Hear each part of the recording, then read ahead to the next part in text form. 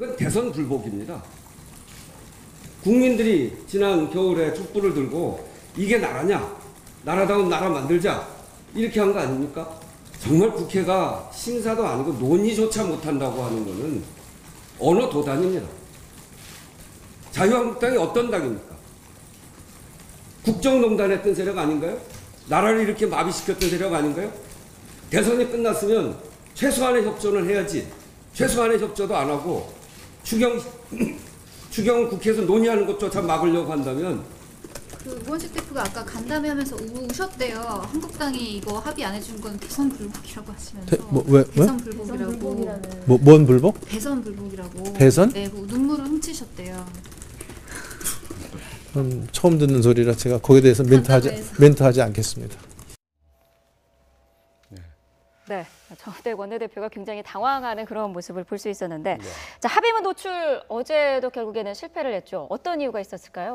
일단은 우원식 원내대표의 입장은 이해가 됩니다. 여당의 원내대표로서 정말 국정이 제대로 굴러가는 것들 역할을 해야 되는데 지금 40일 대통령 취임한 지 이제 40일 넘어서 뭔가 새로운 흐름을 만들어야 되는데 아직 내각 출범도 못하고 있고 또 추경이라든가 뭐 개혁 입법 아무것도 지금 진전을 못 시키고 있지 않습니까? 답답한 마음은 있겠지만 그럼에도 여당 원내대표는 책임 무겁습니다. 좀 더 진중하게 야당을 더 설득하고 또 더 자세를 굽혀서 정말 매일 밤이라도 찾아가고 자리를 가지면서라도 설득해야 된다라고 보여지는데요. 네. 일단은 야당의 입장과 상당히 큰 차이가 있다. 추경안에 대해서 국가재정법이라든가 여러 가지 규정에 대해서 야당과의 입장이 상당히 다른 측면이 있고요. 야당의 입장에서는 이 부분이 국가재정법이 다루고 있는 상황과 맞지 않다. 여당의 입장에서는 불가피하게 이루어지고 있는 상황들, 더 실업 대란, 정말 사상 초유의 18년 만에 맞는 최악의 청년 실업이라든가 이런 부분에 있어서는 꼭 해야 된다는 입장 아니겠습니까? 네. 서로 입장이 평행선을 달리고 있는데요. 네.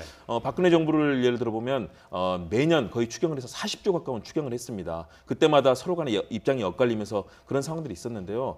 그동안에 추경이 한 번도 안 한 적은 없거든요. 어떤 정부에서든 추경을 했었는데 이번 사안에 대해서도 저는 정부에서 청와대 여당은 좀 더 적극적으로 이 부분에 대해서 그 필요성에 대해서 야당을 설득하고요.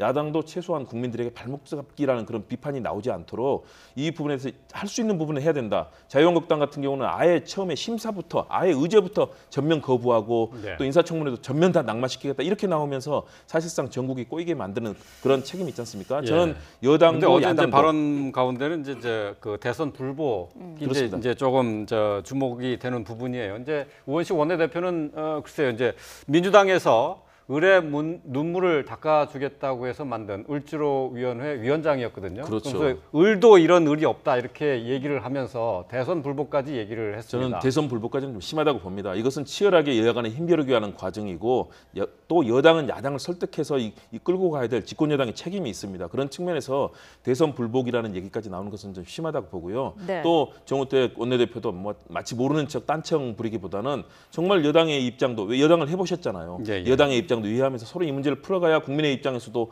뭔가 국가가 정상적으로 돌아간다는 생각이 들 텐데요. 아예 출범도 못하고 추경에 대해서 아직 논의도 못하는 이런 상황들 사실은 국민들의 입장에서는 이렇게 실업이라든가 민생 보고 어려운 상황에서 뭔가 정치권이 역할을 해주기를 바라고 있지 않을까 생각이 듭니다. 네. 저는 이게 우원식 대표가요 야당을 이게 을이라고 생각하는 자체가 이해가 안 돼요. 야당이 이게 왜 을입니까? 여당이 을이라는 얘기죠. 여당이 을이고 갑이 이제 야당이라는 얘기죠. 그렇습니까? 그렇죠. 이제 을 중에 그렇다면 이게 그렇다면 이해되지만 저는 이게 어떤 이게 야당의 비판을 뭔가 이게 대선 불복으로 몰아가는 건 안 맞다 보고요. 누가 뭐래도 이게 국정의 1차적인 운영 책임은 여당이 지고 있는 거예요. 물론 그럼 이게 그렇죠. 결자 해지 차원에서 저는 이게 협치라는 게 뭐예요? 가진 사람이 주는 거예요. 그리고 이게 크게 줘야 크게 대여 대책 크게 줘야 크게 봤거든요. 근데 지금 모든 게 야당이 발목 잡았다지만 장관들 흠 없는 사람 다 임명됐어요. 그럼 이게 안경환 장관 낙마됐고 지금 3명 흠이 없습니까? 근데 어제 그 합의가 안 된 게 뭐 때문이냐면 저게 추경하고요. 그다음에 조국 수석의 국회 출석 이게 문제인데요. 제가 보기에 지금 이게 추경도 법에 보면 분명히 요건이 있습니다. 그래서 이게 공무원 늘이라고 추경 말이 안 되잖아요.